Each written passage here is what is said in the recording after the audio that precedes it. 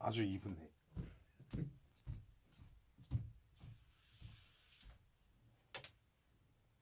소품 빌려줄까? 소품? 무슨 소품? 괜찮아.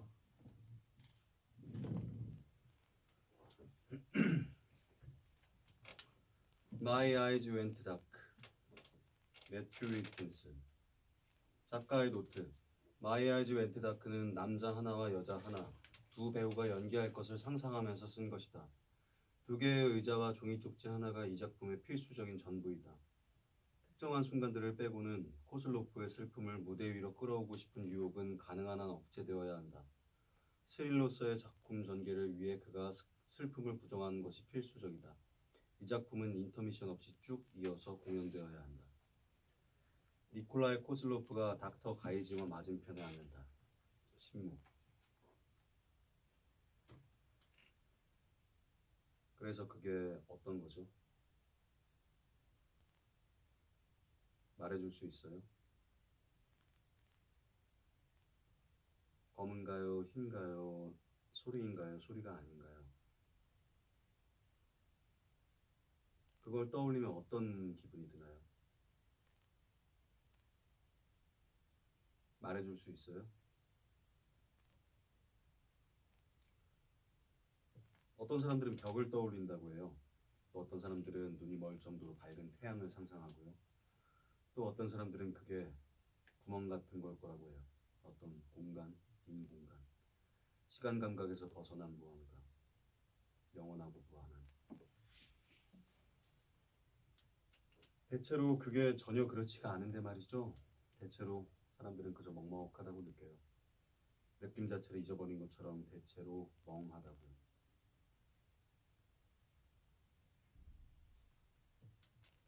글쎄요. 초심자들이 하는 헛소리 같네요. 땅이 산산조각 나는 듯한 폭발, 조명, 차가운 바람이 불고 있다. 코슬로프는 일어서서 기지개를 켠다. 멈춘다. 계속한다.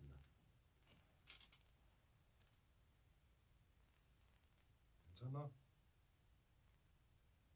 다 괜찮단다. 그는 애써 무릎으로 버티고 서서 작은 아이의 시신을 떼어낸다. 그는 아이를 안아 어른다. 괜찮지? 좀 놀란 것뿐이야. 이 가디건이 나뭇가지에 걸렸던 거라고 봐. 이제 괜찮지? 그는 작은 시신을 안고 어르고 있다. 사진사가 들어온다. 얼어 죽을. 사진사는 몸을 따뜻하게 하려고 열정적으로 몸을 문지른다. 얼어 죽을 호주. 분명히 말하는데 이제 씨발 더는 못하겠어요. 얼음이 충분히 안 얼었다고요. 코슬로프는 듣지 않는다. 이봐요. 이봐. 사진사는 그에게로 다가간다. 어! 바람이 분다. 걔는 누구예요? 아는 애예요? 잠들었어요. 완전 멀쩡해 보이는데요. 귀여운 것. 내 품 안에서 잘 자고 있지? 그치? 이름은 알아요? 얘 이름은 아니야예요. 아니요? 이 가디건이 찢어졌어요. 나뭇가지에 걸려서. 얘 오빠를 찾을 수가 없어요. 얘 엄마도 내 와이프 말이에요. 뭐라고요? 와이프를 찾을 수가 없어요. 아무데도 없어요. 제 와이프랑 아들 못 보셨죠? 아들은 8살이에요. 위에는 축구 유니폼을 입고 있을 텐데 그리고 마랴는 그걸 입었는데 맙소사. 계속 찾아다녔어요. 진짜. 찾을 수가 없을 것 같아요. 바람이 분다. 이봐요. 그 물이든 뭐든 좀 마실래요? 커피라도 가방이 많아요. 얘는 아니에요. 긁힌 데 하나 없어요. 그러네요. 얘는 4살이에요. 코슬로프가 아이를 안아 어른다. 사진사는 그에게 다가가고 싶은 충동을 느끼지만 참는다. 대신 그녀는 자기 카메라를 부드럽게 빙글 돌려 손에 쥔다. 사진을 찍을 준비를 하는 것이다. 코슬로프가 올려다본다. 사진사는 카메라를 내린다. 백은 뭐 하는 사람이죠? 여기서 도움을 좀 청해보죠. 네? 무슨 말씀이신지. 저 숲 바로 너머에 수색팀이 있어요. 그럼 덱은? 이봐요. 댁은 좀 여기 너무 추워요. 그리고 날이 어두워지고 있어요. 그들은 서로를 응시한다. 제발 물 좀 마셔요. 바람이 분다. 춥죠? 조명, 수색대 본부. 한 젊은 수색팀 협조관이 코슬로프 곁에 앉는다. 지금 여기서 이럴 필요가 없습니다. 그럼 언제 하라고요? 아침에요. 그렇게 하고 싶으시다면 아침이요? 예, 그러는 게 더 쉬울 거예요. 알아보기가 더 쉬울 거란 말입니까? 침묵. 선생님께서 직접 애들 신원을 확인할 필요는 없을 겁니다. 그게 무슨 말입니까? 나이대가 다르니까요. 다른 애들은 전부 나이가 훨씬 많아요. 다른 애들은 전부 나이가 훨씬 더 많다. 네. 내 애들보다 나이가 많은 애들이라. 좀 쉬시죠. 저희가 숙소를 마련해놨습니다. 연마을에요. 제가 연락만 하면 바로- 그럼 블랙박스는요? 블랙박스요. 언제 복구할 수 있을 것 같습니까? 날씨가 어떠냐에 따라 다르겠죠. 그렇지만 댁은 얼마나 걸릴 거라고 생각하냐고요? 모르겠습니다. 내일쯤? 내일 아침쯤 가능할까요? 말씀드리기가 어렵네요. 그렇지만 댁은 어떻게 생각하냐고요? 개인적으로요. 모르겠습니다. 제 말은 무슨 일이 벌어졌다고 생각하시냔 말입니다. 많이 허기지신 것 같네요. 제가 먹을 거 좀 갖다가 드릴까요? 뭐라고요? 뜨거운 수프라도 아니면 샌드위치 어떠세요? 제가 간이매점까지 동행해드리겠습니다. 여기 계속 계시겠다면 그러셔도 됩니다. 제가 가서 이 비행기들 연식이 얼마나 된 거였습니까? 잘 모르겠습니다. 그렇게 노후된 건 아니었죠, 그렇죠? 그렇게 노후된 건 아닐 겁니다. 네. 비행기들 상태는 각각 어땠습니까? 그게 파악이 됐나요? 죄송합니다만 저는 저 항공사 얘기를 하는 건 아닙니다. 그 사람들 얘기를 하는 거라고요. 이 비행기들 정비를 맡은 사람들. 글쎄 그게 그 저는 이 비행기들을 정비하는 책임자가 누굽니까? 그 일을 누가 하냐고요. 제 말은 그러니까 이 비행기들의 경고 신호 같은 것들이 있을 거 아닙니까? 그죠? 예?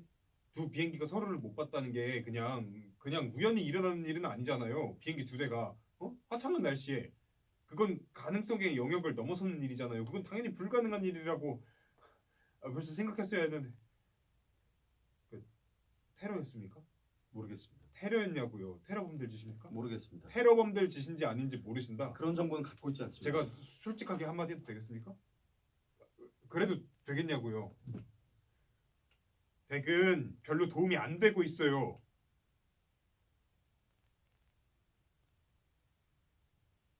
제 견해로는 이게 얼마나 멍청하게 들릴지 압니다만 그냥 작은 실수였을 수도 있을 것 같습니다. 실수라고요?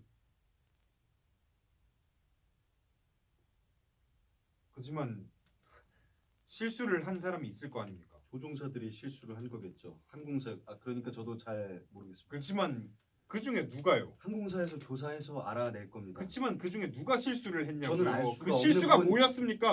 어떤 종류의 실수를 말하는 겁니까? 모르겠습니다. 전 정말입니다. 그럼 왜 그런 말을 하는 그건 겁니까? 보통 그게 원인이지 않습니까? 아니요.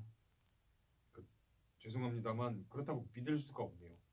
실수가 원인일 거라고 믿을 수가 없어요. 사고나 테러나 기계적인 오작동 얘기를 저도 많이 들어봤습니다. 다른 사람들처럼요.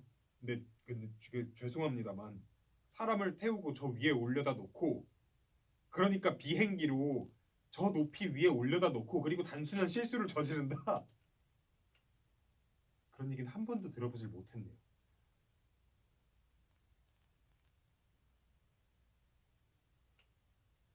괜찮을 겁니다. 이제 괜찮을 거예요.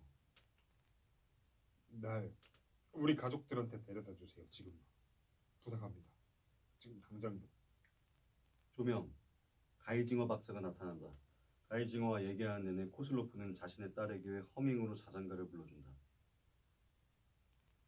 오세티아였죠. 거기가 러시아 남부 쪽인가요? 아닌가요? 조지아 근처? 조지아 바로 옆이죠. 바로 위라고 해야 되나? 코카서스 지방.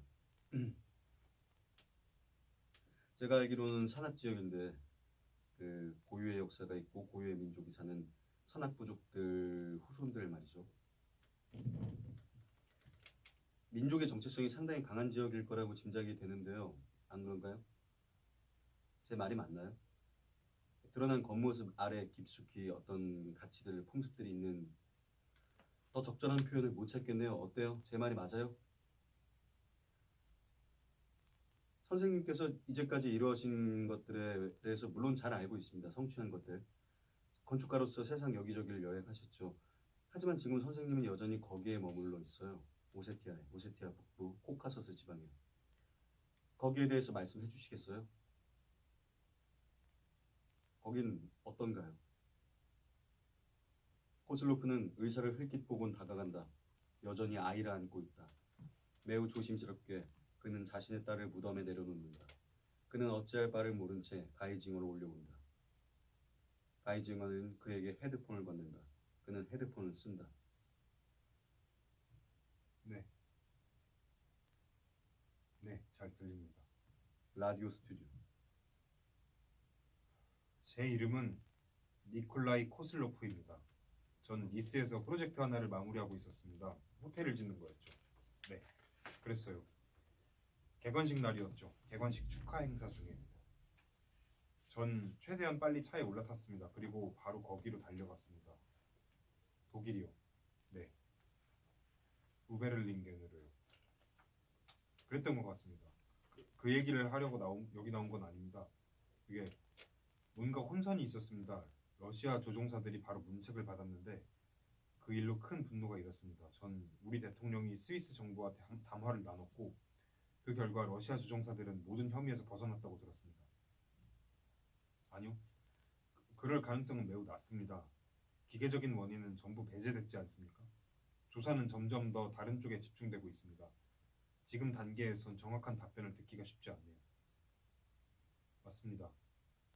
콘스탄스 호수 주변 지역.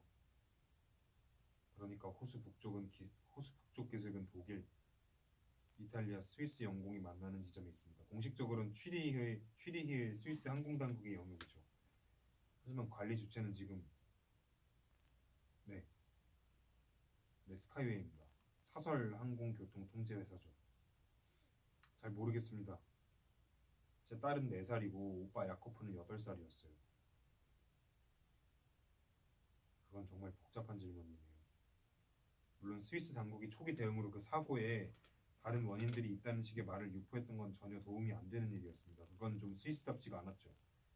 하지만 전 조사를 하면 그 정보가 부정확하다는 게 밝혀질 거라고 확신합니다. 스위스 당국이 이 사건을 적당히 눈가림하기를 원하진 않을 거라고 믿습니다. 또 다른 사람들이 그런 식으로 물타기 하는 걸 원하지도 않을 거고요. 네, 그렇습니다. 전 제 가족을 위한 정의가 실현되는 것에 집중하고 싶습니다. 제가 바라는 건 그뿐이에요. 전 그저 그 사람들이 제 가족이었다고 말하고 싶은 겁니다. 제 생명과도 같은 존재죠. 어떤 가족이든 그 안에는 개개인의 삶이 있는 겁니다. 남겨두고 떠나야 하는 개인의 삶이 있는 거죠. 네. 네, 감사합니다. 그는 헤드폰을 벗는다. 묘지. 호슬로프는 천을 꺼내고 무릎을 꿇는다. 그는 화강한 추모비를 닫기 시작한다. 리치카가 들어온다. 니콜라이. 리치카는 그에게로 달려가서 그를 안는다. 나 너무 걱정됐었어. 네가 너무 걱정됐었다고 전화했었어. 몇 번이고 메시지도 남겼는데 마음이 아파. 뭘 어떻게 해야 할지 모르겠는 거야. 내가 뭘 어떻게 해야 될까? 네가 어디 있는지조차 몰랐다고. 근데 너 어디 있었던 거야? 계속 여기 있었어? 얼마나? 며칠 정도? 며칠을? 여기 밖에서? 어. 그게 무슨 말이야? 너 여기서 캠핑이라도 했다는 거야? 캠핑 좋아하거든. 아, 동생아. 아, 정말 못 보겠어. 널 좀 봐. 얼마나 말랐는지. 네 그 곱던 얼굴이. 리치카가 그를 안는다. 추모비를 바라본다.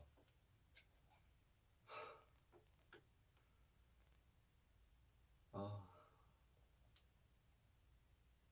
추모비가 너무 아름다워. 아름다워 정말. 니콜라이 미안해. 방해하려고 한 거 아니야. 정말로 아니야. 하지만 올 수밖에 없었어. 라디오에서 뉴스 들었거든.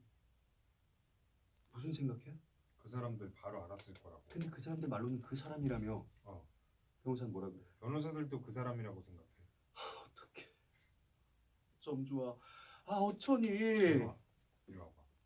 나 좀 전에 꽤 괜찮은 초콜릿을 찾았어. 좀 먹을래? 나 지금 정말로 코코아 90함량짜리 초콜릿 얘기를 하고 있는 거야. 리치카는 감사히 받아들인다.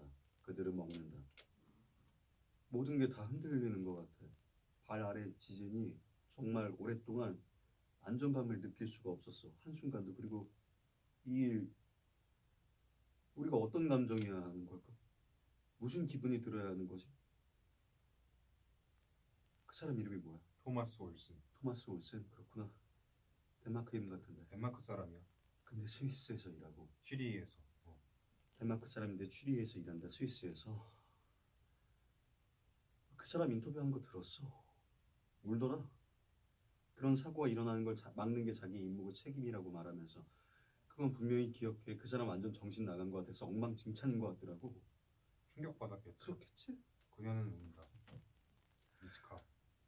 아, 나 괜찮을 거야. 나 괜찮을 거야. 아, 미안해. 미쳐버렸나 봐. 가락에 사는 미친 고모? 사랑스러운 니콜라이, 우리 니콜라이. 내 여동생. 여기 하나 더 먹어. 그는 그녀에게 초콜릿 한 조각을 더 준다. 고마워. 세지 않아? 코코아 맛이 강하네. 조사가 완료되면 그 사람들이 날짜를 정할 거라고 그러더라. 소송 날짜? 조만간 잡힐 것 같아. 정말? 그녀는 먹는다. 코슬로프는 무덤을 청소한다. 그 사람 말이 그날 밤에 혼자 근무했다더라. 나 그게 이해가 안 돼. 혼자 스크린 2개를 번갈아 보고 있었다니 너도 들었어? 들었어. 그런 거 어떻게 호용할 수가 있어? 그 사람 말이 러시아 비행기 경고 시스템이 고도 상승하라고 시킨 것조차 모르고 있었다더라. 당연히 비행기가 고도를 높였어야 했던 그 순간에 그냥 쭉 가기만 했었다고. 비행기가 그냥 쭉 가기만 했어도 아무 일도 없었을 거야. 다른 비행기가 완전히 그냥 지나칠 수 있었을 거라고. 그런데 그 사람 전화선이 완전히 다운돼 있었대. 그래서 아무도 전화를 못한 거지. 그러고 나서 정비사들도 들어와서 알아. 나도 그 사람 얘기 들었어. 끔찍해. 무슨 막장 드라마 같아. 그 사람들 무슨 전화기나 고치려고 거기 있었던 것처럼. 그러게. 내 말은 무슨 일이 벌어지고 있었는지 그 사람은 알 수가 없었다는 거야. 그리고 같은 시각에 독일 쪽에 착륙시켜야 하는 비행기가 또 있었고 바로 5분 전에 완전 엉망진창이었다고. 어쩜 그래? 그 사람 동료는 바깥쪽 복도에서 잠들어 있었고 미츠카. 그 사람 혼자서 미츠카. 아니야 난 이해가 안 돼. 미츠카. 비행기가 온 사방에 날아다니고 있는데 복도에서 잠을 자도록 내버려 둘 수가 있어? 너라면 그러겠어? 왜? 말이 안 되잖아. 그게 일반적인 정책이야. 복도에서 자는 게? 교대 근무를 하는 게 비행기가 많이 없을 때. 정말 그런 거야? 정말? 그치만 비행기가 많이 없지 않았잖아.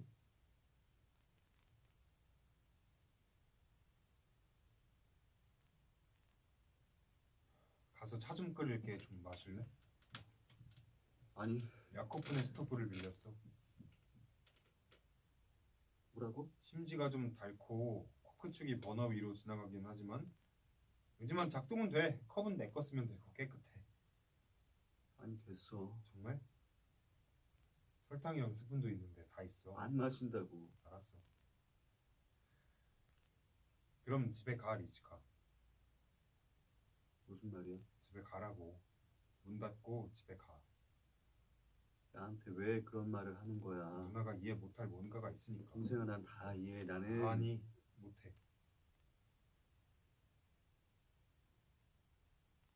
늦었다.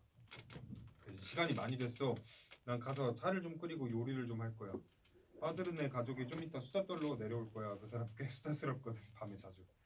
그리고는 내 가족들이랑 같이 있으려고. 알겠어? 네가 그러고 싶다면 내가 널 태워다 주면 어때? 같이 집에 가서 불 다 켜놓고 내가 따뜻한 음식 좀 만들고 집 좀 덮여줄게. 나 정말 괜찮아. 그치만 여긴 너무 외롭잖아. 괜찮아. 내가 널 좀 보살펴 주도록 냅두면 안 되겠니? 제발, 어? 너 이렇게 괴로워하는 거 나 정말 눈 뜨고 볼 수가 없어. 어쩜 좋니? 어떤 사람도 자기 자식을 앞세우면 안 되는 건데 누가 됐든 간에. 나 괜찮아. 조명. 그는 묘비 옆에 쭈그리고 앉아서 전화기의 버튼을 누른다. 자장가가 흘러나온다. 어둠이 내린다. 밤. 조명이 가이징어를 비춘다. 우선 용서하지 않아야 한다는 주장이 있다는 걸 인정하고 들어가도록 하죠. 처벌해야 한다는 주장 말이죠. 이 주장은 대부분의 현대적 사법 시스템의 근거가 되고 있습니다. 이게 우리의 상처의 경의를 표하는 방법이기도 한 걸까요? 우리의 고통에 경의를 표하는 방법일까요? 아니면 우리의 힘을 지키는 방법? 핵심은 이게 아닐까요? 네가 나에게 고통을 야기했으니 너도 내 고통을 느껴야 한다. 네가 느끼는 고통의 수준이 나와 가까워지게 할 수 있다면 내 쪽에서 모든 게 더 평등해졌다고 느끼게 될 거다. 나는 네가 나와 같아지도록 할 거다. 아니, 그보다 더 큰 고통을 느끼게 할 거다. 난 너를 정복해버릴 거다. 그게 네가 한 짓에 대한 대가다. 이건 매우 인간적인 충동입니다. 하지만 이 모든 것들이 이루어지는 동안 우리의 감정은 어떻게 되는 걸까요? 우리의 근원적인 감정은요? 옅은 공기 속으로 사라져버릴까요? 이런 일들을 함으로써 우리는 우리 자신을, 우리의 감정을 치유하게 될까요? 애초에 그 사람들은 뭐였나요? 지금 그 사람들은 뭔가요? 예전엔 끔찍한 인간들이었는데 지금은 아닌가요? 우리가 진정으로 느끼는 건 뭘까요? 이 모든 질문에 대한 답을 몸은 알고 있다고 저는 믿습니다. 우리의 몸은 우리에게 말할 겁니다. 정말 명료하게 말이죠. 당신의 몸은 고통에 처해져 있습니다. 고통을 피할 수가 없습니다. 이렇게 해봐도 저렇게 해봐도 고통은 피할 길이 없습니다. 고통에 대해서 이야기해보세요. 전화가 울리고 있다. 코슬로프는 그녀를 바라본다. 헛소리. 그는 일어난다. 다 헛소리야. 개소리라고.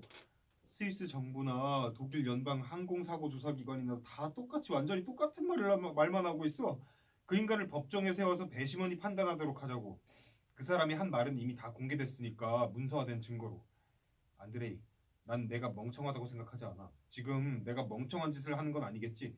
근데 그 사람이 그랬다는 건 정말 빼도 박도 못하는 사실이라고. 그 사람이 끔찍한 입장에 처해지지 않았다는 얘기는 아니야. 내 말은 어쨌든 그 사람이 그랬다고. 그래.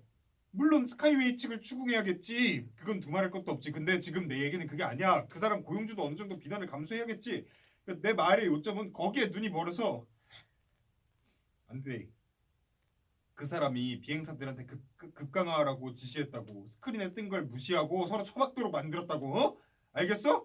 이유야 뭐가 됐든. 어, 어, 그래서, 그래. 아니, 고마워. 그는 휴대폰을 세게 닫는다. 8살 소녀가 멀리서 그를 관찰하고 있다. 그녀는 호일로 싼 꾸러미를 하나 들고 있다. 코슬로프는 천 조각을 꺼내서 추모비를 닦기 시작한다. 왜 그러고 계세요? 침묵. 왜요? 주모비를 청소하는 거란다. 왜요? 그는 계속 닦는다. 차를 끓이실 거예요? 그는 계속 닦는다. 밤에서 설탕 한 팩을 봤어요. 그는 계속 닦는다. 스푼도요. 그는 계속 닦는다. 이거요. 양고기 파이예요. 저희 엄마가 만들었어요. 친절한 분이시구나. 소녀가 가까이 다가온다. 정말 여기서 주무세요? 그는 계속 닦는다. 춥지 않아요? 아니, 어, 소녀가 꾸러미를 건네준다. 엄마께 감사하다고 전해주렴. 그는 계속 닦는다. 제가 해봐도 돼요? 괜찮겠니? 뭐가요? 코슬로프는 다시 닦기 시작한다. 정문에 경비 아저씨가 새로 왔어요. 경비 아저씨가 아저씨에 대해서 묻더라고요. 그래서 뭐라 그랬니? 아무 말도 안 했어요. 코슬로프는 돌아서 쳐다본다. 경비 아저씨가 어제랑 다른 사람이더라고요. 지금은 훨씬 더 많이 서 있어요. 소송 때문이에요. 코슬로프는 소녀에게 손조각을 건넨다. 부드럽게 닦으렴. 물이 묻으면 화강석이 상한단다. 소녀는 코슬로프가 하던 방식대로 닦는다. 두 사람이 함께 닦는다. 사람들이 아저씨 집에 많이 가요. 제가 봤어요. 그 올가 스티고린 선생님도 봤고요. 파벨 할레브 경찰 아저씨도. 식당에서 일하는 세르게이 미레노파 아저씨도 봤어요. 그 아저씨가 아저씨 집에 빵이랑 꼬냑 놓고 갔어요. 아, 그게 그분이었니? 사람들이 많이 가요. 이 물 여기 봐. 얼룩이 좋구나. 얼룩이 생기는 걸 보면 신기해. 그들은 닦는다. 재판이 어떻게 될 것 같으세요? 저희 엄마 말이 사람들이 다 아저씨 편이라고 그래요. 나한테 할 말이라도 있는 거야? 그런 거냐? 할 말이 있어서 온 거야? 너 걔 알지, 그치? 우리 아들 니네 같이 놀았잖아. 아니에요. 아니라고? 걔가 안 끼워줬어요. 왜? 야코프는 제가 최악의 골키퍼라 그랬어요. 제 손에 구멍이 뚫려 있던. 걔가 그렇게 말했어? 어디 보자. 소녀는 손을 들어 보인다. 내가 보기엔 괜찮은데. 이름이 뭐니? 카티아예요. 카티아. 골키퍼 카티아. 근데 여긴 뭐 하러 왔니? 파이 가져다 드리려고요. 뭘 좀 보여주마. 시간이 괜찮으면. 뭔데요? 오래 걸리진 않을 거야. 뭔데 그러세요? 정말이야. 별로 안 걸려. 그래 줄래? 제발. 코슬로프의 집. 카티아가 집을 돌아보고 있다. 이 집을 내가 지었단다. 그는 고개를 끄덕인다. 28살에 짓기 시작해서 30살에 끝냈지. 그리고 집이 완성됐을 때 어찌 어찌나 견고하고 안전하고 따뜻했는지. 나랑 내 와이프가 같이 살고 가정을 꾸리고 싶은 바로 그런 집이었지. 사람들이 물어보곤 했었어. 내 스타일이 뭐냐고. 그럼 항상 같은 대답을 해주곤 했지. 난 스타일 같은 거 없다고. 난 그냥 원칙이 있을 뿐이라고. 그게 다라고. 항상 같은 데서 시작하지. 안에서부터. 그렇게 하면 건물은 언제나 좋아지게 마련이란다.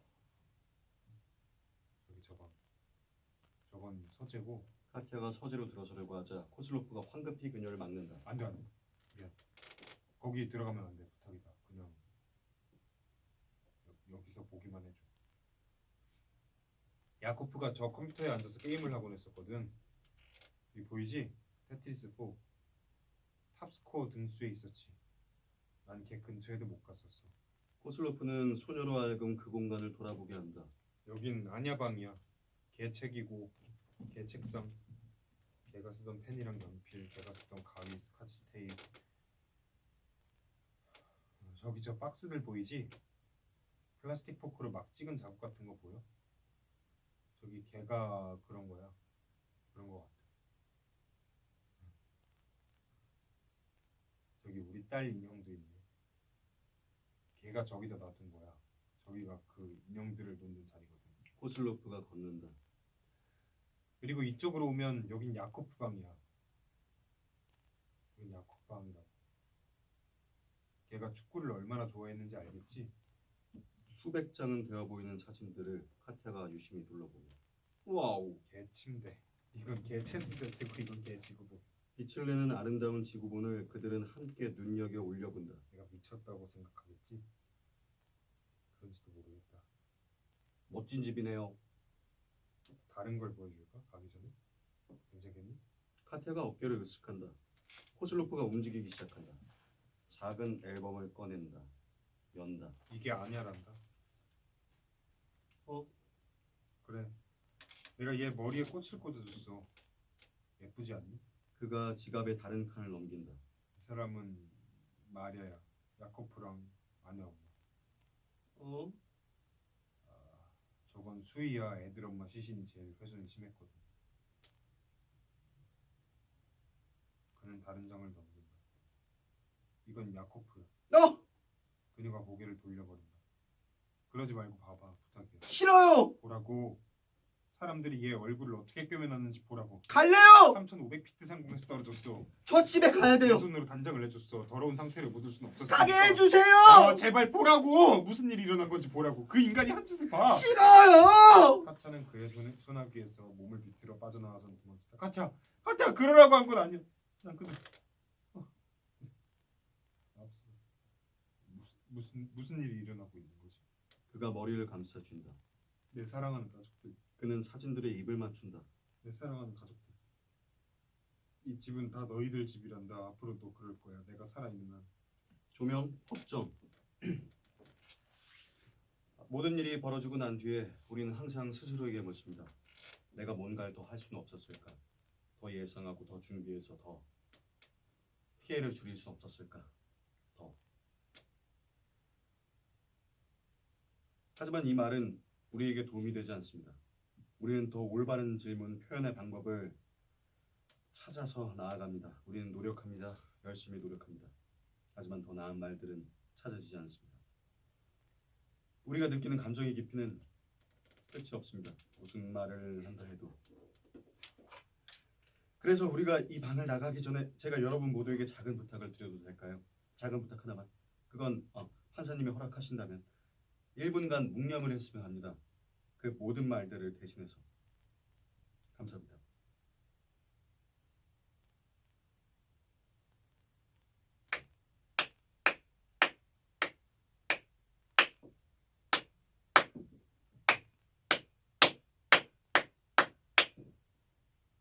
조명, 임원 사무실. 정말 변명의 여지가 없습니다. 하지만 그 사람들이 제 번호를 따갔단 말입니다. 아, 그랬죠. 3번이나 따갔죠. 그랬죠. 특별히 제 번호만 네, 그랬습니다. 3번이나 저한테 다시 연락하겠다고 그러면서요. 댁은 개인적으로 저한테 연락하려고 최선을 다하셨겠죠. 그렇습니다. 이해가 안 되네요. 죄송합니다. 진심으로요. 저도 이해가 안 됩니다. 아시다시피 재판이 끝나고 전 밖에 서 있었습니다. 계단에요. 햇빛 아래 내리쬐는 햇빛을 느끼면서 그리고는 그 사람이 나오는 걸 봤습니다. 네, 봤어요. 토마스 올슨이 건물 밖으로 나오는 걸 봤습니다. 거리로 걸어 내려와서 버스를 타더군요. 다른 사람들처럼요. 부인이랑 애들이 있는 집으로 가는 걸 봤습니다. 다른 사람들처럼요. 그 사람은 다시 관제탑으로 돌아갔죠. 그렇지 않습니까? 죄송합니다. 그 사항에 대해서는 말씀드릴 수가 없습니다. 하지만 그 사람 거기로 돌아갔단 말입니다. 하늘을 날아다니는 비행기들 길 안내를 하러 말입니다. 아, 그건 제가 말씀드릴 수 그 있는 사람은 게 그저 그렇게 자기 삶으로 돌아가도록 허락을 받았다. 코슬로프 씨, 저는 선생님이 지금 어떤 기분일지 상상조차 할 수 없습니다. 그렇지만 이것만은 알아주셨으면 합니다. 하나의 조직으로서 저희는 이 건에 대한 책임을 매우 진중하게 받아들이고 아, 그래요? 예, 법정에서 보셨다시피 저희 임원들이 다들 자책을 좀 했다. 그래서 유족한테 뭐가 있었습니까? 우리가 얻은 건 뭐냐고요? 우린 사과 한 번 못 받았습니다. 이 회사에서 일하고 있는 한 사람 한 사람이 이번 일에 대해서 정말 깊이 뉘우치고 있다는 걸 알아주셨으면 합니다. 저희가 얼마나 마음 깊이 유감스럽게 생각하는지 더 표현할 방법이 없습니다. 그건 사과가 아닙니다. 내가 또 뭘 받는지 아십니까, 바이트너 씨? 법정에서 제가 뭘 받는지, 회사 사람들이 엄숙한 표정을 유지하려고 애쓰고 있는 걸 봤습니다. 2명이 징역형을 받았습니다. 집행유예였죠. 사람을 바보 취급하지 마시죠. 그 사람들 겨우 벌금형만 받은 겁니다. 그 12,000유로? 그 사람들은 사면된 거라고요. 관제사 한 명은 아예 증인석에 불려 나오지도 않았습니다. 판사가 판결문을 읽는 동안 그걸 판결문이라고 할 수 없죠. 그건 사실과 거리가 머니까 가당치도 않았으니까요. 어떻게 해드려도 선생님께서 이러신 걸 되찾아드릴 수 없다는 거 아닙니다. 하지만 저희가 어떤 노력을 하고 있는지 좀 말씀드려도 될까요? 저희는 모든 유족분들과 최대한 긴밀하게 협의해서 가능한 한 모든 범위의 배상을 해드리려고 정말 노력하고 있습니다. 네, 압니다. 제 마누라 목숨값으로 6만 파운드, 제 애들 목숨값으로 각각 5만 파운드씩 준다더군요. 그게 어떻게 나온 계산인지 궁금합니다. 진심으로요. 특별한 의도가 있는 건 아닙니다만 알겠죠. 그런 말입니다. 진심으로요. 그게 무슨 계산법에서 나온 건지 얘기하고 싶으시다면 합시다. 네, 제 와이프한테 10,000파운드가 더 나온 건 그 사람이 더 나이가 많고 더 크니까 그런 거겠죠. 더 오래 살았고 살 날이 좀 더 많이 남았으니까. 그렇지만 그게 좀 말이 안 되지 않습니까? 겨우 10,000파운드 더 나왔다는 게. 제 와이프는 애들보다 훨씬 더 오래 살았단 말입니다. 그렇지만 뭐 그건 넘어가죠. 그 사람들도 내 가족이 죽었다는 건 인정할 거니까. 판사도 그렇고. 다만 전 돈 얘기를 하고 싶은 게 아닙니다. 우리가 여기서 얘기해야 하는 건, 우리가 진짜 얘기해야 하는 건 언제 어떻게 우리가 토마스 올슨을 그 버스에서 끄집어 내려서 되게 그 잘난 임원진들이랑 같이 내려다가 징역살이를 시킬 건지 얘기하는 거죠. 영원히 종신토록.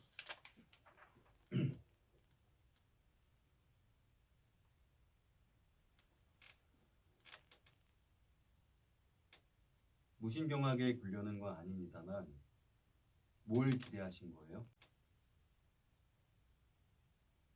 뭐라고요? 재판 결과 말입니다. 정말 누군가가 고소당할 거라고 생각하신 겁니까? 감옥에 갈 거라고요? 사고 때문에 아무도 감옥에 가지 않을 겁니다. 일이 그런 식으로 되는 게 아닙니다. 생각해 보십시오. 공공 서비스에서 일하는 개별 직원이 실수를 저질렀다고 감옥에 간다. 그럼 누가 그 일을 하려고 하겠습니까? 지금 뭐라고 하는 겁니까? 제 말은 그런 일은 없을 거라는 이야기를 하는 겁니다.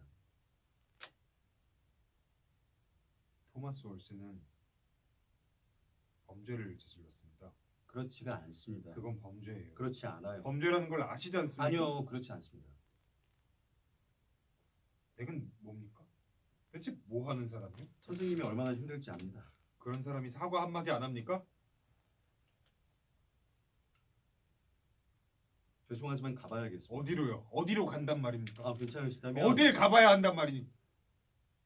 손 좀 치워주시죠. 코슬로프가 그렇게 한다. 천천히. 실례가 안 된다면 코슬로프가 비켜선다.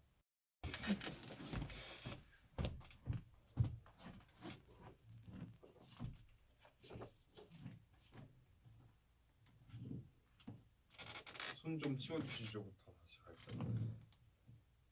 손 좀 치워주시죠. 코슬로프가 그렇게 한다. 천천히. 실례가 안 된다면 코슬로프가 비켜선다. 그녀는 떠나려고 한다. 그 사람을 만나보고 싶어요, 토마스 올슨. 그 사람을 만나게 해줄 것을 요청합니다. 나는 덱한테 공식적으로 요청하고 있는 겁니다. 날 위해서 토마스 올슨과 만남을 주선할 것을 말입니다. 바이트너가 나간다. 조명, 교도소, 면회실. 그게 발가락에서 시작해서 말입니다. 오른쪽 발이요. 그리고는 발볼을 지나고 그러더니 발바닥으로 오더란 말입니다. 그게 차가웠어요. 얼얼하고. 거기가 항상. 그러더니 갑자기 아무 감각이 없는 겁니다. 이틀 뒤에 종아리가 뻣뻣해지더군요. 이틀이 더 지나니까 바로 여기 허벅지 햄스트링 있는 데가 총을 맞은 것처럼 아팠고요. 이게 다 오른쪽만 그랬어요. 그리고 요추 아래쪽.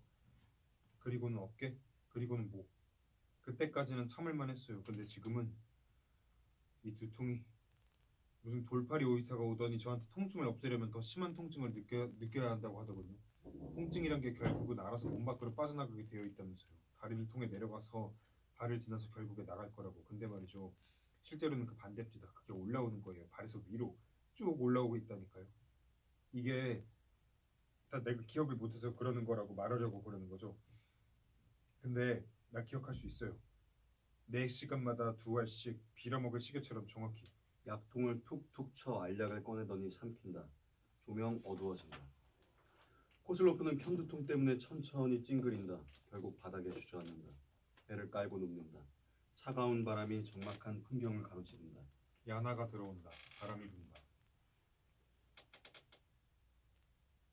안녕하세요. 바람이 분다. 죄송해요. 아는 분 같아서. 바람이 분다. 본 적이 있는 것 같아서요. 바람이 분다. 그 사고 난 애 아버지시죠? 바람이 분다. 저기요. 어떡하고 계세요? 바람이 분다. 저는 전보다 많이 좋아졌어요. 바람이 분다. 이 텅 빈 하늘, 이 아름다운 호수. 사고가 없었다면 이런 데가 있는 줄 몰랐겠죠. 바람이 분다. 가족을 잃으신 거죠. 그 인간이 내 와이프를 앗아갔습니다. 제 애들도요. 그리우세요? 마리아가 보여요. 사람들을 볼 때마다. 저도 그래요. 전 아들을 잃었거든요. 코슬로프가 빙긋 웃는다. 왜 웃으세요? 아들을 잃었다고요? 비행기장으로?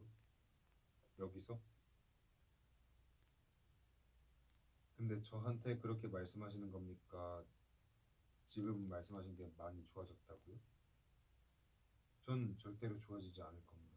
바람이 분다. 죄송해요. 알죠.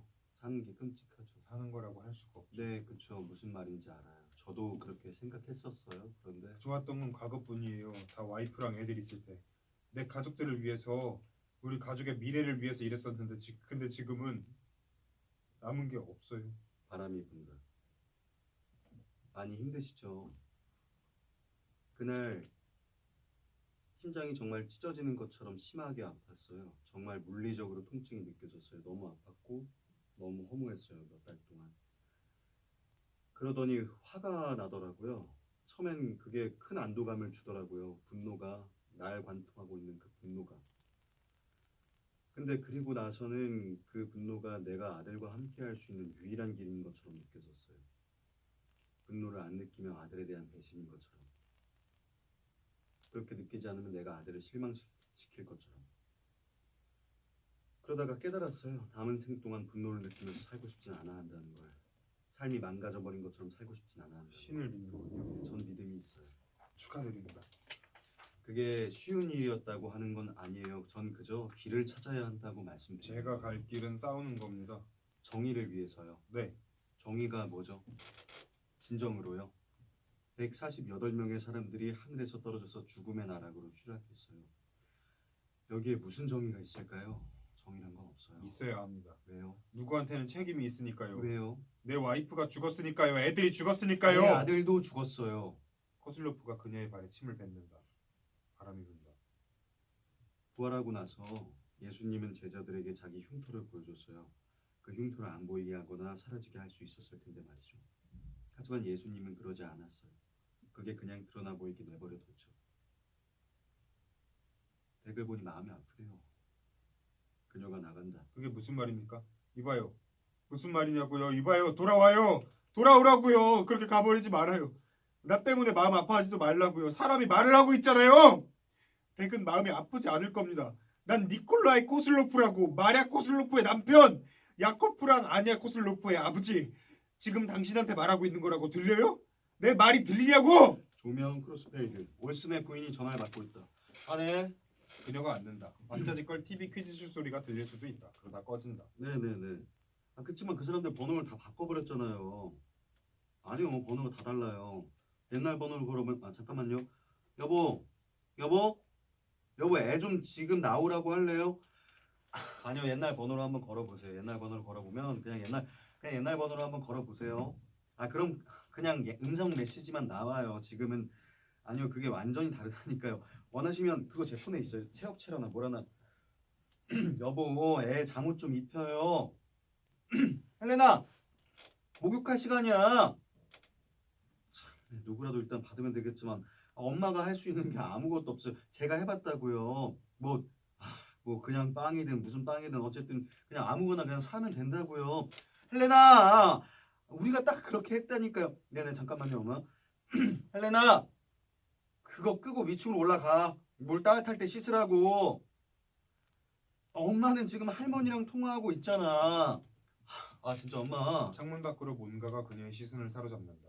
그녀가 밖을 내다보며 찡그린다. 네네 잠깐만요 엄마. 토미 다른 곳을 돌아보곤 소리를 지른다. 헬레나. 뒤를 돌아본다.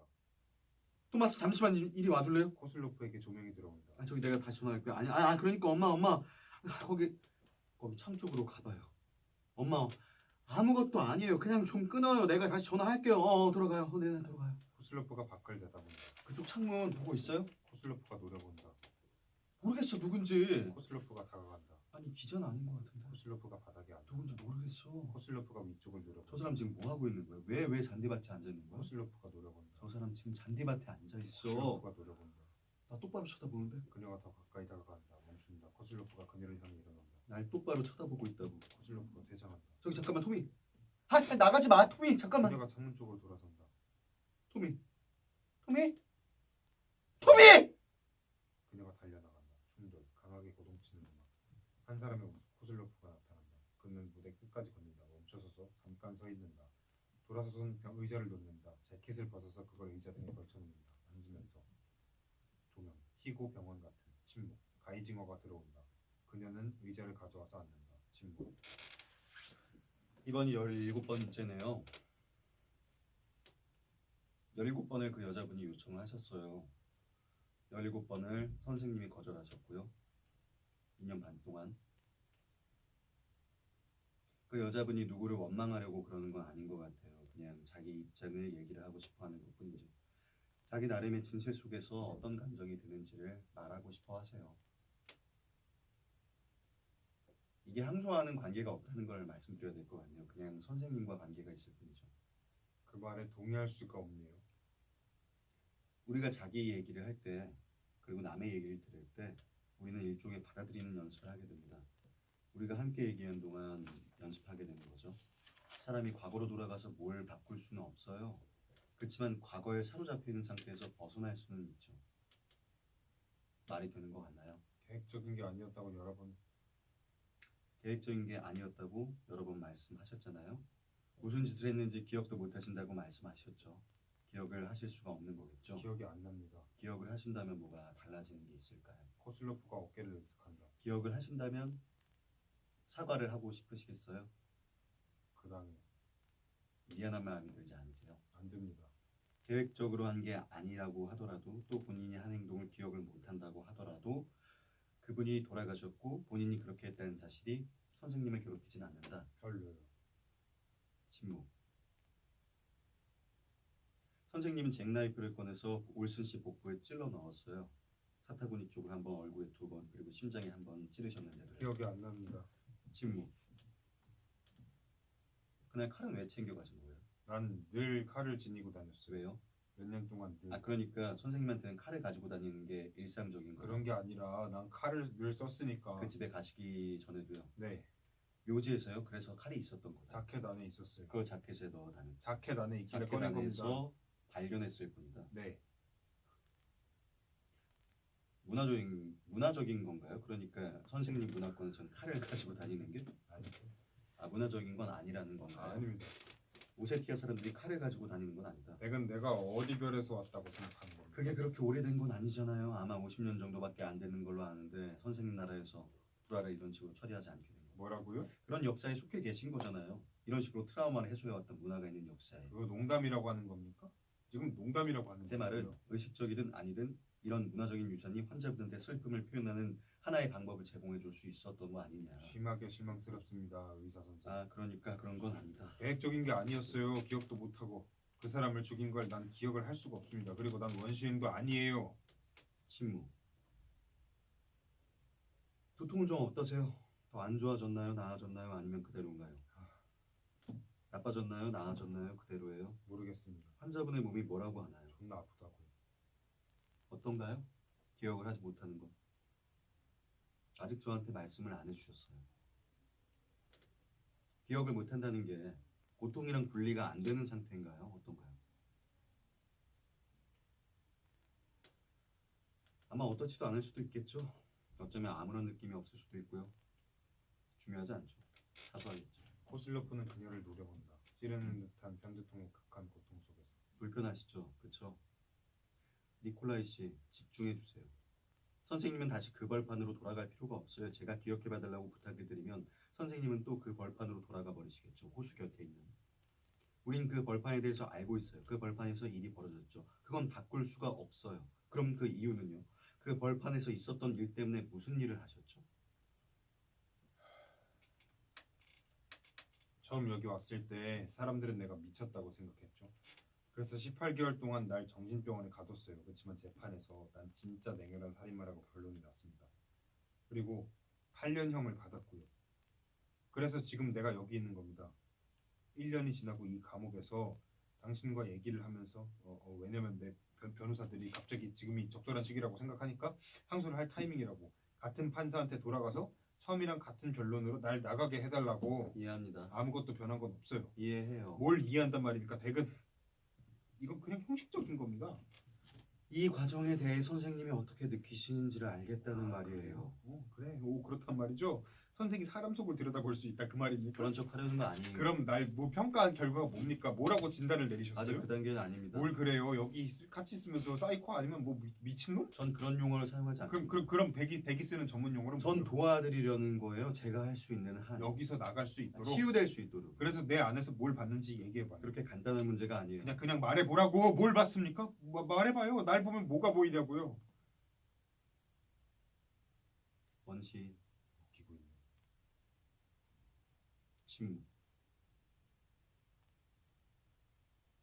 제가 관심이 있는 건 선생님께서 올슨 씨 집에 도착했던 때예요. 선생님은 문을 두드리지 않으셨죠. 그냥 앉아 계셨어요. 그 집 잔디밭에. 왜 그러셨어요? 메모해놓은 걸 읽어봐요. 읽어봤어요. 아마 뭐 날이 좋아서 날이 좋았나요? 아니면 뭐 좀 쉬고 싶어서 숨 좀 돌리고 싶어서 아니면 뭐 그 집 식구들이 외출했다고 생각했나 보죠. 뭐 아니면 존나 생각 없었거나. 그럴지도요. 선생님은 오세티아 북부에서 모스크바까지 먼 길을 가셨어요. 그리고는 모스크바에서 여기 취리히까지 오셨죠. 3일 밤을 호텔에 머무르시고는 이분 동네로 가셨죠. 이분 집으로 가는 길을 알고 계셨어요. 그리고는 거기 도착해서는 현관으로 올라가지도 배를 누르지도 않고 앉아 계셨어요. 그 집 정원에. 그리고는 기다리셨죠. 왜 그러셨나요? 집 쪽으로 가면서 이미 그 집 잔디밭에 앉아 있겠노라고 결심을 하셨던 겁니까? 알게 뭡니까? 그럼 그 집에 도착하고 나서 그렇게 결정한 거다. 모르겠습니다. 뭐 그랬나 보죠. 선생님은 잔디밭에 앉으셨어요? 벤치가 아니라. 왜죠? 그 사람 벤치니까. 그 사람 잔디밭이었잖아요. 그렇지만 그건 그 사람 벤치였어요. 그러니까 개인적인 물건이다 그 사람한테. 모르겠습니다. 현관문처럼. 뭐라고요? 결국 그 사람을 만나려고 그 일을 다 겪고 난 후에 그 집 현관문 앞에서 선 거죠. 그 사람 집 문 앞에. 그리로 올라서려고. 그러니까 그 사람과 대면하려고 했다면 그게 선생님이 하려고 했던 거라면 문을 두드리고 그 사람한테 말을 걸 수도 있었죠. 그런데 그렇게 하지 않으셨죠. 확실히 그러고 싶지 않았던 거죠. 코슬로프의 눈이 번뜩인다. 그 사람이 무슨 행동을 했죠 그날? 말씀해 주실 수 있나요? 여기서 피해자는 선생님이에요. 그 사람이 아니라. 그렇지 않아요? 칼을 가져가려는 의도는 없으셨죠. 선생님이 시작한 게 아니에요. 왜 사과를 하셔야 하나요? 왜 선생님이요? 그 사람이 무슨 짓을 한 거죠? 모르겠어요. 그 사람이 무슨 짓을 했죠? 기억나지 않아요. 상당히 위협적인 행동을 했을 것 기억이 같은데 나질 않아요. 뭘 기억하실 수 있나요? 기억이 나는 건 그 사람이 나한테 소리를 질렀어요. 그랬겠죠. 그리고 나한테 다가왔어요. 그리고요. 서서 그 사람한테 우리 애들 사진을 보여줬던 게 기억이 나요.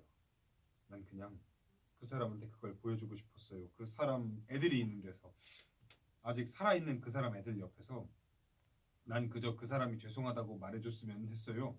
그리고 나서 그 사람이 뭐라고 중얼거리더니 내 손을 쳤어요. 야코프랑 아냐 사진이 바닥에 떨어졌던 게 기억이 나요. 그리고는 마치 그런 느낌이었어요. 어떤 눈앞이 깜깜해지는 느낌. 조명. 코슬로프가 서서 재킷을 입는다. 제트 엔진의 부르릉거리는 소리. 공항. 코슬로프는 급습하는 카메라 플래시들 쪽으로 나선다. 그는 전사 모양의 조각상을 들고 있다. 감사합니다. 감사합니다. 오늘 여기 와주신 모든 분들께 감사드립니다. 오늘은 정말 최고로 행복한 날이네요. 저한테 일어났던 일들을 말로 표현하거나 감히 상상조차 할 수 없습니다. 하지만 제가 스위스에서 감옥에 있는 동안에도 한 번도 고향을 잃었다고 느껴본 적은 없었습니다. 그리고 이 날을 보게 될 거라는 희망도 놓은 적이 없습니다. 정부와 대사관 그리고 러시아 국민 모두에게 감사드리고 싶습니다. 이런 특별한 상을 받다니 가슴 깊이 영광스럽게 생각합니다. 이 상을 제 아내와 아이들에게 바칩니다. 감사합니다. 소란스러움이 절정에 달한다. 코슬로프가 추모빌 쪽으로 돌아선다. 그는 천조각으로 비석을 닦기 시작한다. 잠시 후에 그리스 정교회 사제들이 부르는 러시아 장례식 노래 마이 갓 마이 갓 마이 갓 마이 크리에이터 녹음 파일 소리가 서서히 커진다. 울어주소서 나의 영혼이여 언제나 울어주소서 당신의 생명이 다해가고 있으니 나의 주 나의 주 나의 주 나의 창조주시여 항상 눈물을 흘려주소서 죽음이 우리를 톱질하고 있으니 나의 주 나의 주 나의 주 나의 창조주시여 단식으로 몸을 달래고 십자가로 영혼을 보호하소서 나의 주 나의 주 나의 창조주시여 당신의 눈앞에 무덤을 두고 당신을 날들을 눈물로 보내주소서 나의 주 나의 주 나의 주 나의 창조주시여 비가 세차게 퍼부는 소리 크게 들린다. 조명 코슬로프는 편지를 읽으며 서 있다. 젊은 비서 에바는 기다린다. 코슬로프가 편지를 손으로 쥐어 공처럼 구기곤 던져버린다. 뒤쪽에 보조석을 더 놨으면 하는데 자리가 없어서 못 들어오는 사람이 없도록 네 선생님. 고위 공직자들, 투자자들, 지역 주민들 난 다 털어놓을 작정이야. 네 선생님. 그리고 미소와 행복으로 가득 차야 해. 물론이죠 선생님. 날씨는 어떤가? 날씨는 정말 좋아요. 정말 화창해요. 아, 잠시만요. 이게 더 낫죠? 어. 그녀는 그의 몸단장을 해준다. 그는 똑바로 서 있다. 멋져 보이세요, 코슬로프 선생님. 고마워. 정말 환상적이에요. 차는 여기 대기 중이고요. 혹시 필요하실까봐 선생님 노트 2부를 복사해놨습니다. 보리스는 어딨지? 미셸로프 씨는 대통령과 함께 오고 계십니다. 아, 좋아. 그는 그녀에게서 알약 2알을 받아들이킨다. 해봐. 그렇게 긴장하지 말라고. 전 그냥 선생님을 위해서 모든 걸 완벽하게 준비하려는 것. 모든 건 완벽할 거야. 선생님이 이걸 얼마나 열심히 준비하셨는지 아니까요? 우리 다 같이 한 거지. 우리 전부 다. 너도 가족이 있지. 애들 말이야. 네 선생님. 그럼 걔들도 우리의 희생을 느끼게 될 거야. 이 사무실에서 일한 거는 정말 영광이었습니다. 천만에. 우리 모두가 늦게까지 일했잖아. 저녁도 거른 채로. 잠도 안 자고. 이제 사람들은 머미가 역사의 일부였다는 걸 알게 될 거야. 미래의 일부이기도 하고 그런 예감이 들어. 네. 결국 우린 그저 이 지구를 우리의 어린 아이들에게 빌려 쓰고 있는 것뿐이잖아. 우리가 이 일을 할 때 생각해야 하는 건 어린 아이들이라고. 정말 용감하신 말씀이세요, 코슬로프 선생님. 그렇지 않아? 제 생각엔 그런 거예요. 난 그저 아빠일 뿐이야. 해봐. 정말이야. 이건 다 애들을 위한 거야. 네 귀중한 아이들 말이야. 애들을 생각하면 절대 나쁜 짓을 할 수가 없지. 감사해요, 코슬로프 선생님. 그는 돌아서서 문자 메시지를 보느라 코를 찡그린다. 보리스. 그는 문자를 한다. 코슬로프 선생님, 어? 뭘 좀 부탁을 드려도 될까요? 물론. 그러니까 제가 선생님 책을 읽었는데요. 그거 정말 훌륭했어요, 정말요. 이렇게 말하니까 바보 같은데 선생님은 아니라고 하실지 모르겠지만 그렇지만 선생님 책은 정말 훌륭해요. 그 일 선생님께서 겪으신 일이요. 그리고 그 사람 믿을 수가 없어요. 그 책을 제 남편한테 주고 싶어서요. 사인 좀 해주실 수 있으세요? 그러니까 제 남편을 위해서 그래 주시겠어요? 그러니까 안 해주신다 해도 충분히 이해합니다. 물론 해주지. 정말요? 펜이 감사해요. 고맙습니다. 그녀는 급히 책커펜을 가져온다. 유리가 그 사람 이름이에요. 유리에게 감사합니다, 코슬로프 선생님. 그이가 정말 기뻐할 거예요. 그녀는 그의 손을 움켜잡는다. 그처럼 사랑을 한다는 건 그런 사랑을 한다는 건 거의 불가능한 거예요. 그는 그녀의 이마에 키스한다. 용기지. 조명, 큰 박수 소리. 우린 한 민족으로서 싸워왔습니다. 우리가 처음 여기 이 산악 지역으로 온 이래로 점령과 유혈 사태를 거치면서 동맹과 배신, 혁명과 세계 대전을 거치면서 우리는 투쟁을 멈춘 적이 없습니다. 자유를 위한 투쟁을 말입니다. 그 때문에 제 스타일은 그러니까 우리의 스타일은 우리의 가슴 속에 있는 것을 반영한 것일 뿐이다라고 말한다면 이 방에 모인 분들은 이해하시리라 믿습니다. 이 프로젝트 북부 오세티아의 알리안츠 스키 리조트를 향한 우리의 비전을 이끈 것은 바로 자유입니다.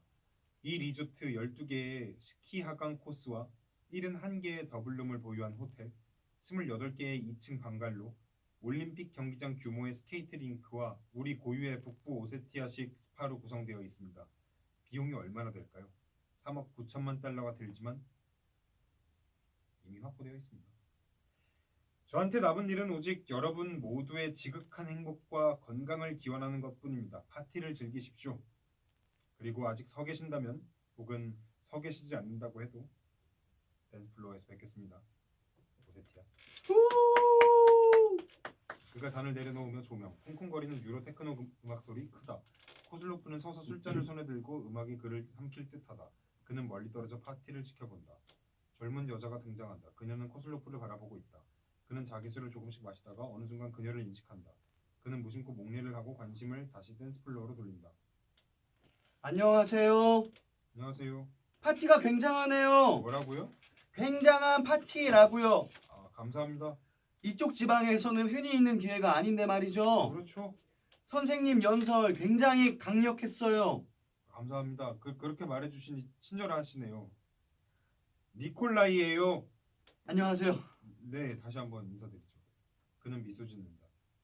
축하드려요. 감사합니다. 여자는 거기 그냥 서 있다. 근데 알리안츠 쪽이랑 무슨 관계가 있으세요? 죄송해요. 저 그쪽이 그러니까 보리스 씨 새 조수라고 알고 있는데 아닌가요? 보리스 씨 말이 조수분이 들러서 인사를 할 거라고 했거든요. 전 헬레나라고 해요. 헬레나? 전 니콜라이입니다. 에바는 만나보셨나요? 여기 어디서 어슬렁거리고 있을 텐데. 아니요. 에바는 긴 그걸 입고 있는.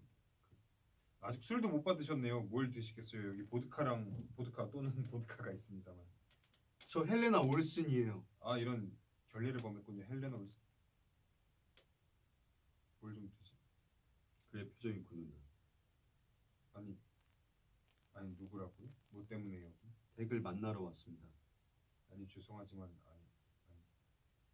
이건 있을 수 없는 일이야. 전 덱이 누군지 모릅니다. 어떻게 여기 들어오셨는지도 모르겠습니다. 하지만 나가달라고 말씀드려야겠습니다. 나가주시죠. 지금 당장이요. 왜 저희 엄마가 보낸 편지에 답장을 안 하셨어요? 나가요. 한 번도 답장을 안 주셨죠? 나가주시죠. 엄마가 뭘 바라고 편지를 보낸 건 아니에요. 그냥 덱을 만나고 싶으셨던 나가라고 거예요. 했습니다. 싫은데요. 내 파티에서 당장 나가! 아니 파티장에서 나가지 않을 거예요. 지금 덱이랑 얘기 중이니까요. 엄마한테 답장을 해주시면 안 될까요?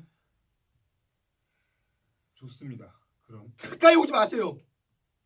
물러선다. 떨고 있다. 전 덱에 대해서 모든 걸 알고 있어요. 모든 걸 읽었다고요. 당신이 한 짓 전부 다, 당신이 한 말들, 당신이 누군지.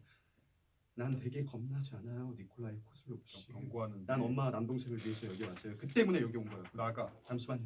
제 얘기를 좀 들어보세요. 엄마는 덱을 못 보면 곧 죽을 것만 같아요. 팔이랑 복부에 극심한 통증을 느끼고 계세요. 의사들도 그 통증이 뭐 때문인지 모르고 있다고요. 나가. 엄마한테 답장을 좀 주시면 안 되나요? 네? 나가. 이해가 안 되네요. 왜 이런 식으로 굴시나요? 뭐가 무서워서? 엄마는 덱을 비난하는 게 아니에요. 엄마는 덱한테 화조차 안 내신다고요. 없어. 그냥 엄마는 덱이랑 얘기를 좀 하고 싶어 하신다고요. 그녀는 그의 손에 종이 조각을 찔러 넣어준다. 엄마랑 얘기를 좀 해주세요. 부탁해요.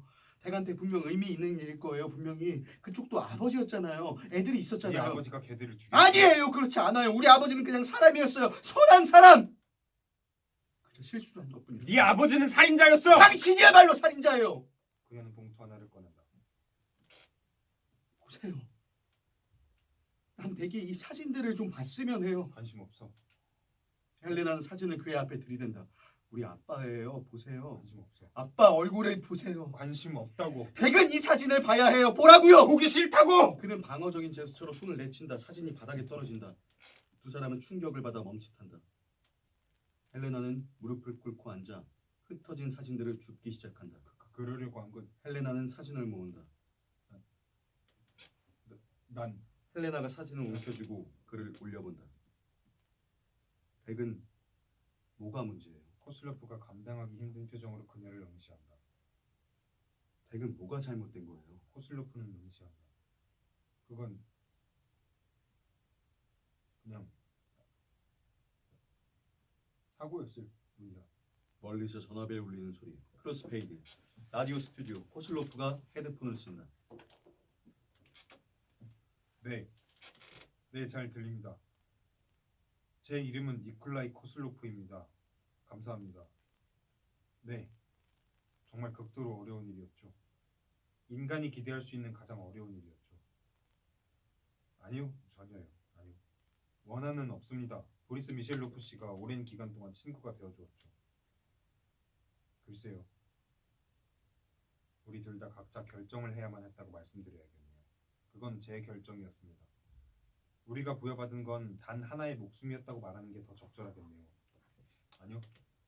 실제로 전 확신이랑은 거리가 먼 사람입니다. 그렇지만 집을 다시 만들어야겠다는 생각이 있습니다. 제 말은 이전에도 집을 지어왔습니다만 더 많이 짓고 싶다는 거죠. 죄송합니다. 내 스스로를 이라는 게 무슨 말씀이신지. 아, 네. 제가 최근에 다시 복음서를 읽기 시작했는데요. 그게 참 이상한 게 전 교인이 아니거든요. 전혀 아니죠. 근데 제가 정말 이상한 것들을 찾아냈습니다. 그런 말을 하는 게 제가 처음은 아니겠지만 복음서는 정말 묘한 책이에요. 그렇지만 한 가지 제가 꼭 집어서 말하고 싶은 한 가지는 그 질문에는 두 가지 버전으로 답할 수 있을 것 같은데요. 그 긴 버전은 예수님이 아실지 모르겠습니다만 하나님의 아들이 천국으로 올라가기 전에 그의 흉터를 품었다는 겁니다. 왜냐고요? 왜 예수님은 그렇게 했을까요? 천국으로 올라갈 능력이 있다면 하나님의 아들로서 흉터 몇 개쯤이야 지워버릴 능력이 있었을 거라고 생각해 볼 수 있지 않겠습니까? 그런데 왜 안 그랬을까요? 그거 참 이상하죠. 물론 흉터를 보여주기 위해서 그랬을 수도 있겠죠. 모든 제자들이 그 흉터를 보고 상처가 생겼었다는 걸 알 수 있도록 말이죠. 그리고 그 상처가 기억되도록 잊혀지지 않도록 그리고 상처가 용서받을 수 있도록. 그러니까 각서라면 멀리서 전화벨 울리는 소리. 짧은 버전으로 말하자면 짧은 버전은 전화벨이 울린다. 마리아에게 조명이 들어온다. 니콜라이! 응. 니콜라이! 파도 소리, 밝은 햇빛이 이 장면에 넘친다. 콜야, 뭐 하고 있어요? 아무것도. 무슨 일이에요? 가고 있어요. 이런 꼴 보기 싫은 폰 좀 치우고 여기 와서 애들이랑 좀 놀아줘요. 알았어, 알았다고. 그리고 제발 인간적으로 가능하다면 애들이 만든 성이랑 해자를 비판적인 눈으로 바라보지 말아줘요. 쟤네 저거 만드느라 100만 년 걸렸다고. 나 방금 전화를 받았어. 그러든가 말든가요. 그 보리스 미셸로프 씨한테 온 거야. 뭐라고요? 보리스 미셸로프 씨가 방금 나한테 전화했어. 보리스 미셸로프 씨라면 그 오페라? 그 오페라 하우스 지은 사람 아니에요? 그 사람이 방금 나한테 일을 제의했어. 그게 무슨 말이에요? 나한테 호텔을 지어달래. 나 놀리는 거죠. 아니야. 농담하지 마요. 농담 아니야. 언제요? 어디에? 지금 니스. 니스? 프랑스 니스?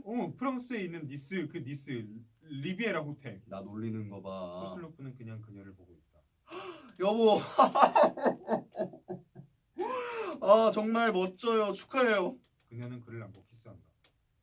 뭐예요? 뭐 잘못됐어요? 그게 그냥 디자인만 하는 게 아니야. 프로젝트를 총괄해 달래.